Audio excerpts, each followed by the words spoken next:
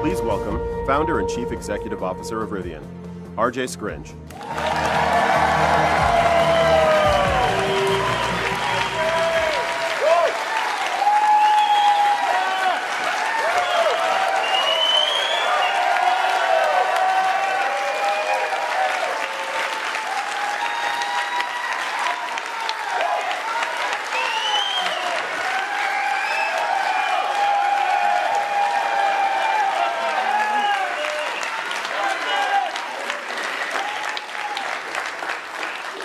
Wow.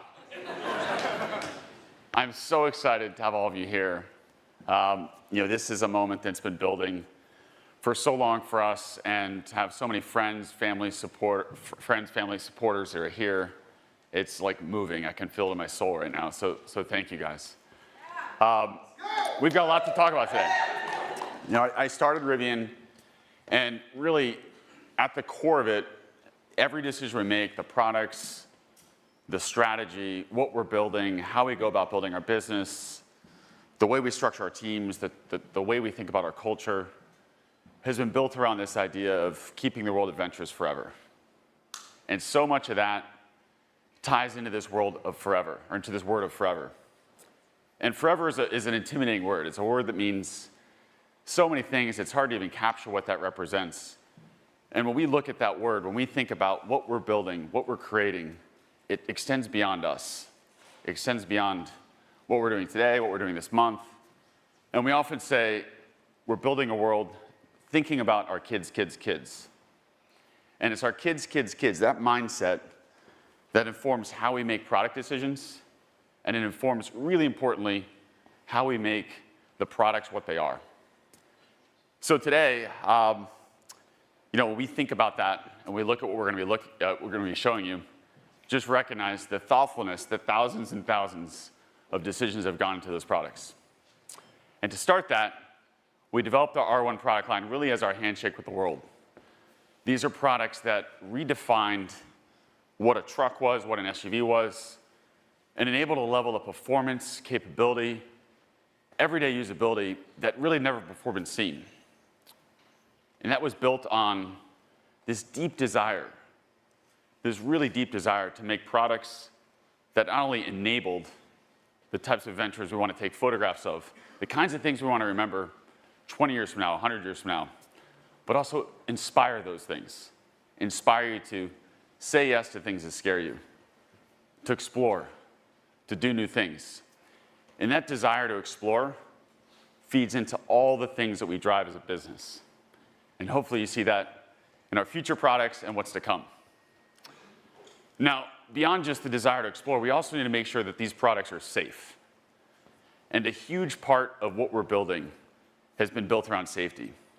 In the R1 products, every decision that had to do with structure or the way the vehicle was packaged was laddering into the goal of making these not only a safe vehicle, but the safest truck and the safest SUV in the world. So the R1T and the R1S achieved that. Top Safety Pick Plus, the highest safety rating on the Insurance Institute for Highway Safety, 5-star standard, and they're incredible. Now, linked to all this is a technology platform we created. We built software, we built electronics, we designed entirely in-house a network architecture that allows our vehicles to get better and better over time. And I see a lot of our owners out here, and I know one of the things that's most followed is what's the next set of features to drop? And we get to make improvements to the software, we get to add new features. I get tons of feedback. You know, my dad will send me, whether he likes it or not, sometimes very strongly worded. But we love the feedback. We love the opportunity to be really integral and connected to our community as we're making all these decisions. You know, we think about our community, we think about our owners. It's such a powerful part of what we're building. When I started, you know, I can remember back, it was, we had all these things we'd wrote, we thought about what do we want to become as a company? And one of the things that inspired us so deeply was to say, can we create something that inspires people? It inspires us to behave differently. Inspires us to show up as our best self. And that was embodied in this goal of creating a movement or a community of users, a community of customers that just loved the product and had an orientation and optimism around the future that was so core to who we are. And there's so many ways to look at this. There's so many stories. I get lots of emails. I love sharing with the team. Emails from customers who are doing really amazing things. So here's one that just embodies it beautifully. This is Milo. Imagine you're driving down the highway. You see a semi-truck in a ditch. And you not only think to yourself, I'm going to pull over and see if they're all right, I'm going to try to pull them out of the ditch. And so much in this embodies Rivian. It's that orientation to help, but it's also the fact that the vehicle can pull a semi out of a ditch.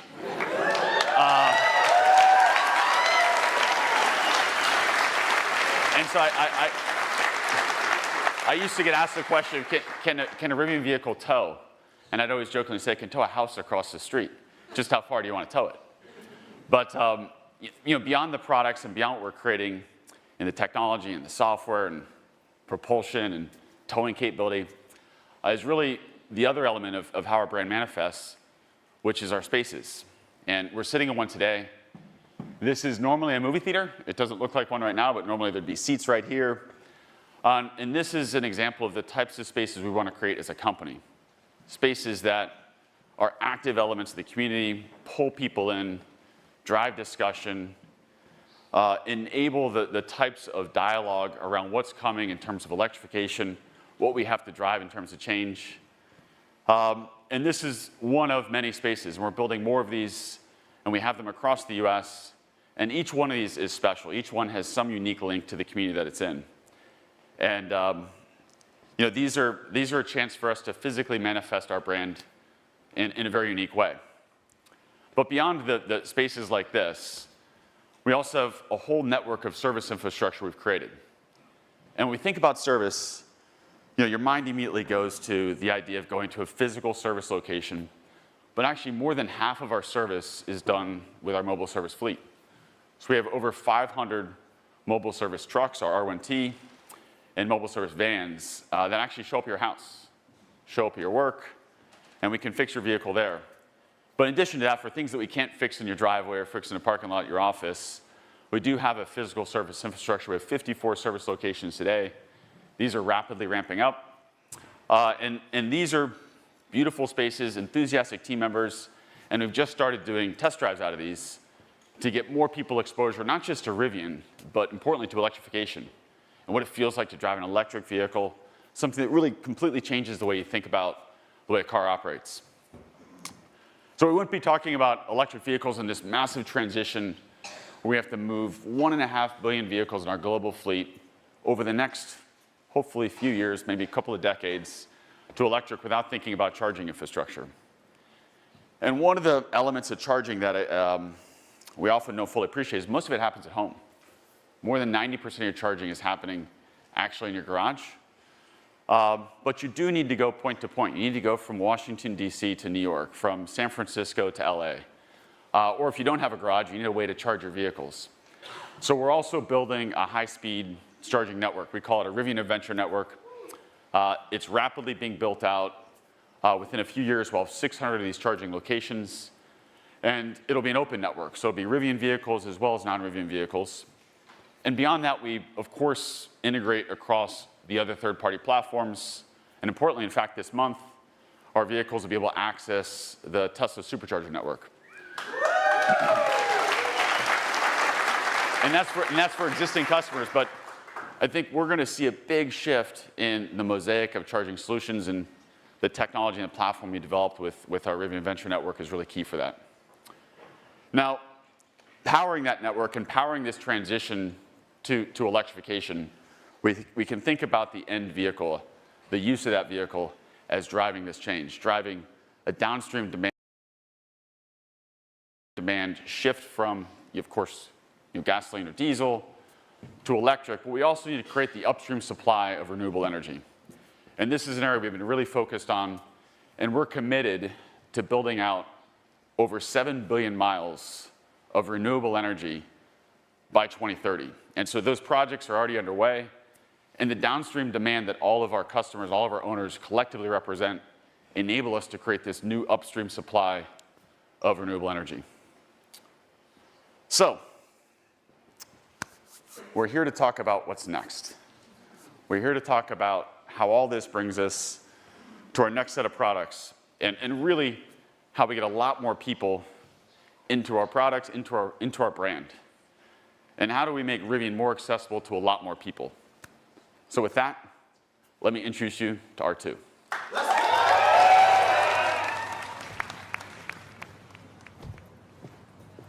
Hey, you ready?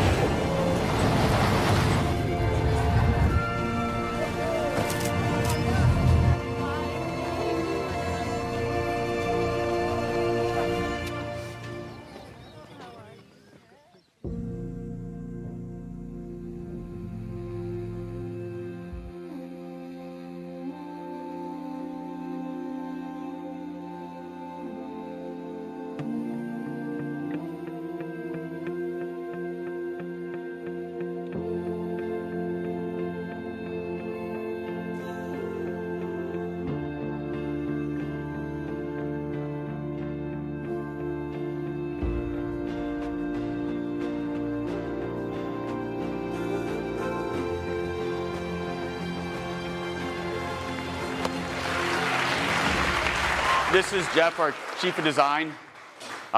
Jeff and the team have done just an incredible job of being the driving force behind our products. We've been working together since well before the R1, so it is so amazing, Jeff, to see this, and to you and the team, amazing work. Thank you.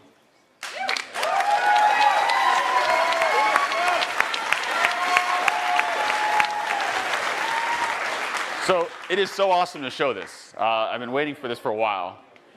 And there's a lot to talk about here. The vehicle combines capability, performance, utility, storage, functionality in a way that we think just really fits right into a huge customer need and a huge need within the market. The vehicle size, the vehicle capability really has been optimized around enabling, as I said, and inspiring all those adventures. And so we're going to walk through the vehicle, but just starting here at the front. In the front of the vehicle, we have a large front storage trunk.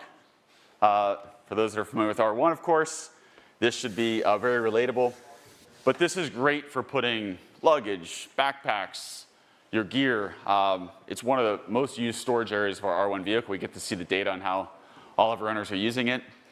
But it is just an awesome setup. And of course, this also serves to support a lot of the front safety in the vehicle in terms of the crash structure that you saw in those R1 videos.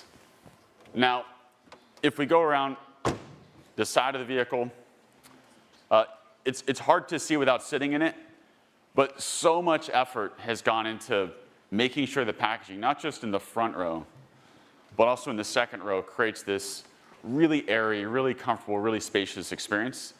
Something that really is world class. There's nothing quite like it in this size of vehicle where you get in and you feel so comfortable and it feels so inviting. And we're going to take a look at the interior in a second. But first, just walk around the back. We did a lot of work to create something that builds a really open air experience. And you just saw, or maybe you saw, these quarter windows pop out. And what that does is we leverage the negative pressure off the back of the vehicle to pull natural air through. And it creates this beautiful open air feeling experience. And then the rear glass, which you just saw drop, also opens. And now the rear glass opening, it literally feels like an open air experience. But this gives you an ability to put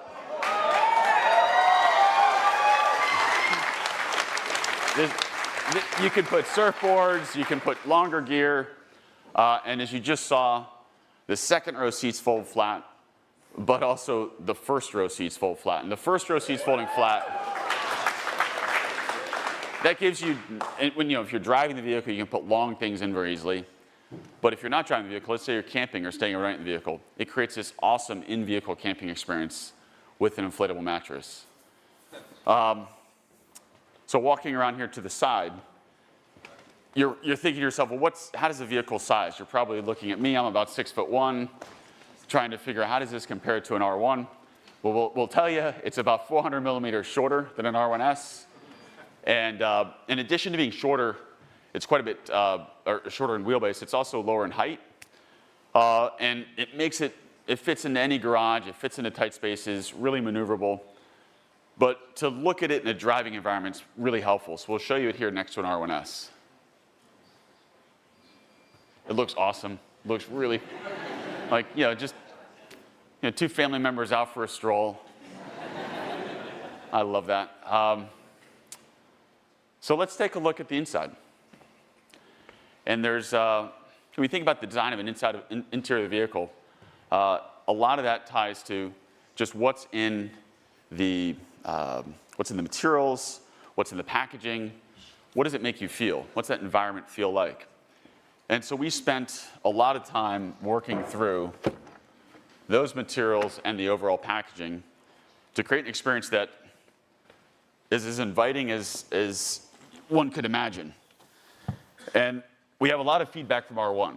And one of the points of feedback was a desire for a glove box. And we had lots of reasons to not have one. But on R2, we over-delivered, and we put 2 glove boxes in. The other thing, there's lots to see here, but one of the things that's so exciting is the way we've looked at the controls. And we have these really nice, large wheels and the scroll wheels and the steering wheel. There's dynamic haptic feedback, so it allows us to adjust what it's feeling like when you're scrolling, and it's magical. It takes our existing scroll wheel and really up-levels it to a degree that's hard to fully appreciate unless you're sitting in the car. Now, jumping back out, a lot of work went into the doors. Move the speaker out of the door, gives us space for a large water bottle here. And of course, it wouldn't be a Rivian vanilla flashlight in the door. So, really love that. Super handy. So now, how does this set up in terms of how it functions? And we built an entirely new platform to underpin this vehicle. A lot of work went into driving manufacturing cost efficiency. And it's built around a 4695 cell. So it's a cylindrical cell, 46 millimeters in diameter, 95 millimeters tall. It's a much larger cell than the 21 millimeter diameter cell that we have in R1 today. And that cell's integrated into a highly structural battery pack. So the battery pack in the floor actually makes up a big part of the vehicle structure. The top of the battery pack is actually the floor of the vehicle. So a lot of these innovations that we're driving into how we build the vehicle are core to us making sure the price point can be really affordable. We'll get to that later. But from a drivetrain point of view, we have a single motor, rear-wheel drive variant. We have a dual motor, one motor in the front, one motor in the back, all-wheel drive variant. And then we have a tri-motor, two motors in the back, one in the front. And in the highest performance variants of the vehicle, 0 to 60 in well under 3 seconds.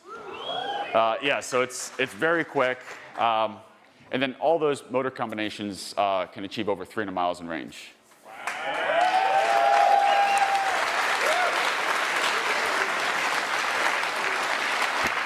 So much of what a Rivian is capturing the dynamics of the vehicle. And we needed to make sure that all the decisions we made in the aggregate, the suspension, the drivetrain, the battery positioning, the packaging of the vehicle, delivered something that drove like nothing else. Something that was exciting on-road, something that was incredibly capable off-road, but had the everyday refinement and usability to work if you're parking it in San Francisco or driving it in New York. And so that focus on dynamics is so embedded in our culture as an organization and embedded, of course, into our products. Now, we talked about the vertically integrated electronics we built that enable this amazing software platform that we've seen in R1. We take that even further in R2. We talked about how the packaging and the design of the structure allows us to achieve really amazing, amazing manufacturability. But we've also focused a lot on sensors and the compute in our vehicle. And this has 11 cameras, 5 radars, 4 radars in the corner, 1 long-range radar in the front, which we couple with our new, much higher compute platform, which will enable this to have a very high level of self-driving. And for us, that represents being able to get on the highway, take your hands off the wheel, eyes off the road, and truly operate it where you get your time back. And that's, to our self-driving team, we're really excited about what this vehicle represents for us. Now, I do want to talk just a bit about how we've laid out the manufacturing system here. And I talked before about battery pack, but every single decision in a vehicle, and I say this a lot, you look at a vehicle in the aggregate like this, and it looks like, oh, maybe there was a few thousand decisions. There's millions of decisions that have to be made across thousands of engineers. And those thousands of engineers making those collectively millions of decisions, we're incredibly focused on ensuring every one of those is not only optimizing for what the ownership experience will be, but optimizing our ability to make this very affordable and very accessible. And so the R2 starting price will be $45,000.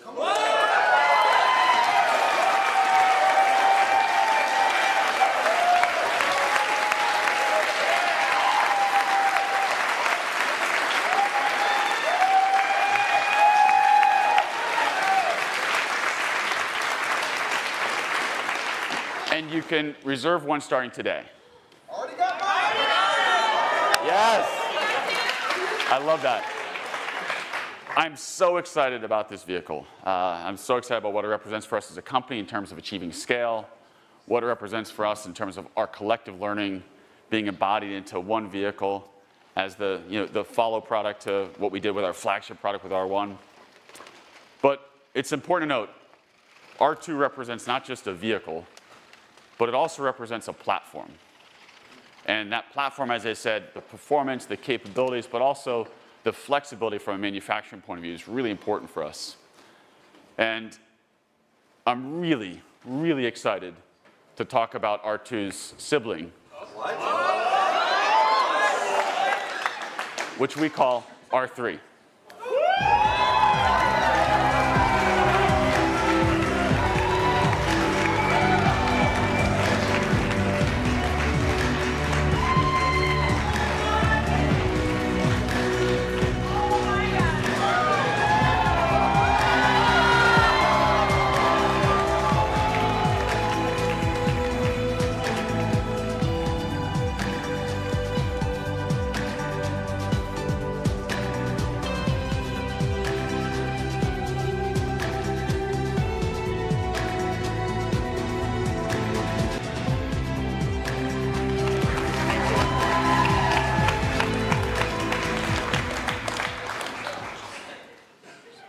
So you didn't expect that one more thing here. So R3 is, we're so excited about what this sort of delivers beyond what we see in R2. It takes the package of R2 and the platform, it shrinks it, it puts it into our take on what is a crossover. And it's a vehicle that's almost hard to define what it is, but it so beautifully captures our brand, it captures what we represent as a company. It's dynamically incredible, the shorter wheelbase, the tighter dimensions, really enable it to be something that's maneuverable and drivable. But as tidy as it is on dimensions on the outside, we've put so much effort into making sure that the inside feels big. And much like we saw on R2, there's a lot of work that went into everything that you see in the rear of the vehicle, the occupant areas in the front of the vehicle. But this is all enabled by the platform. And it's about 5 inches shorter, 135 millimeters shorter than what you see in R2 in terms of wheelbase, but leveraging all that same content. So the single motor, the dual motor, and a tri-motor, the beautiful battery pack built around a larger format cell, our network architecture. Really excited about that. Oh, hello. So up front, we have a front storage trunk, much like what we had in R2. And that storage area of the vehicle, you can use to throw all your gear, your bags, and something like this. Wonderful for that everyday urban usability, adventure usability. But I want to spend some time in the back.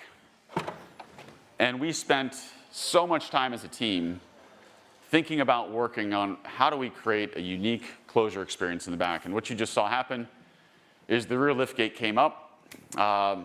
Just like we saw in R2, the first and the second row seats fold flat. So it creates an opportunity for in-car camping, or it creates an opportunity to carry your long gear. But when we close this, there's a second way to get to the back, which we call our flipper glass. And what I love about this is it makes it easy to get things in and out, but this actuation can actually go to multiple heights. So if you're carrying something that's longer, that could be a surfboard, it could be stuffed animals, it could be a trombone. You can adjust the height here, and it's a user setting to make it really easy to carry those bigger objects or bigger things around. And as I said, everything as we thought about this vehicle was around making a smaller car feel really big. Now, looking at the interior, a lot of what we saw on the on the R2 carries over here. So the use of materials, the way we think about the sustainability of those materials, how durable they are, and really embodying that Rivian feel is driven into this. And I wish we could all sit in the car right now. But same thing we had with our R2 with the control wheels and a steering wheel. Lots of flexibility in terms of storage, 2 glove boxes, and of course, we still have a flashlight here.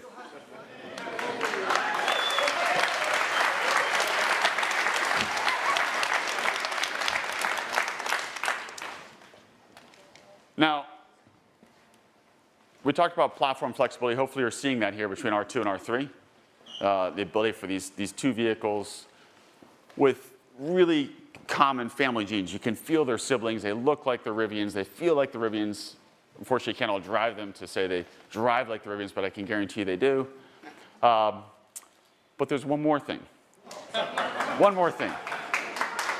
And looking at R3, we wanted to take everything that's embodied and put it into an even higher performance package.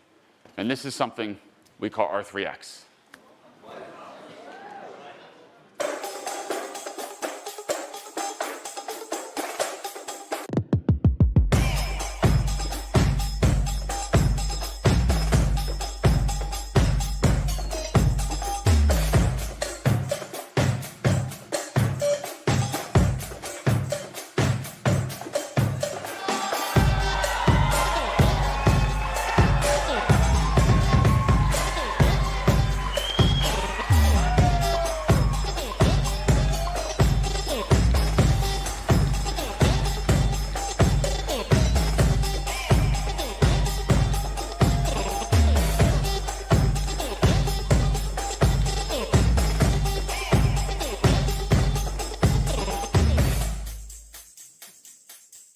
Thank you, Max.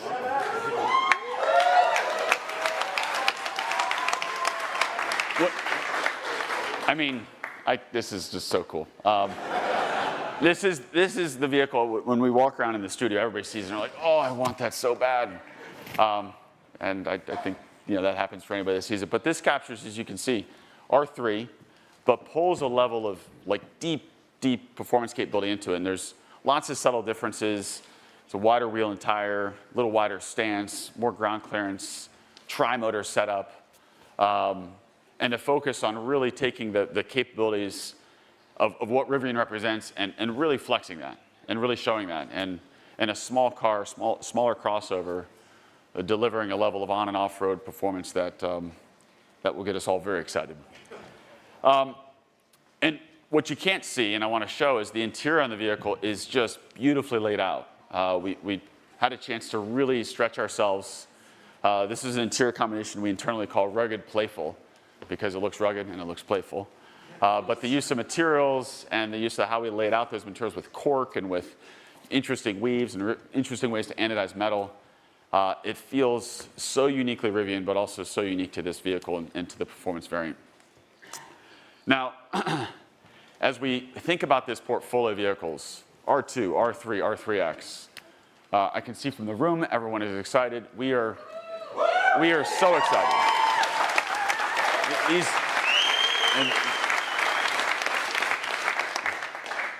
These represent our future. These represent what we've been building to, the brand that we established with the R1 products and positioning Rivian to take that further and make that more accessible to more people.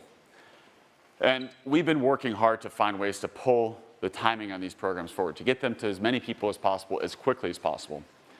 And with that, I'm excited to say that we're going to be pulling the timing in to allow R2 to start deliveries in the first half of 2026. And we're able to do that. We're able to achieve that accelerated timing by leveraging our production capabilities in Normal. Using our Illinois site to launch R2 and get that into market as quickly as we can. Now, our Georgia site remains really important to us. It's core to the scaling across all these vehicles between R2, R3, R3X, and we're so appreciative of all the partnership we've had there. But being able to leverage the team, the skill, the passion we have in our Illinois facility to get that into the market, to get that to customers, some of those orders I heard over there, as quickly as possible, we are just ecstatic about.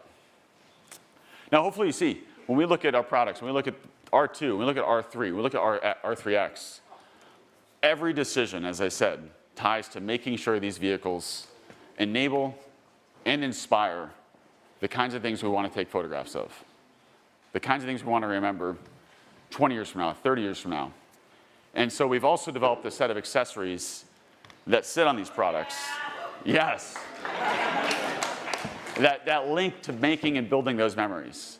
So we have a tent that's so beautifully integrated that goes onto the top of R2 or R3. We have bike racks that make the use of bikes really easy. We want all of our vehicles to be the easiest vehicle to go biking with. And we have a really clever way to think about a kitchen and rear storage plugging into our storage ports in the back of the vehicle. But ultimately, we as a company, we as Rivian, we exist to not only help transition a world away from combustion fuels and into electrification, but we exist to help generate amazing memories in the process of doing so.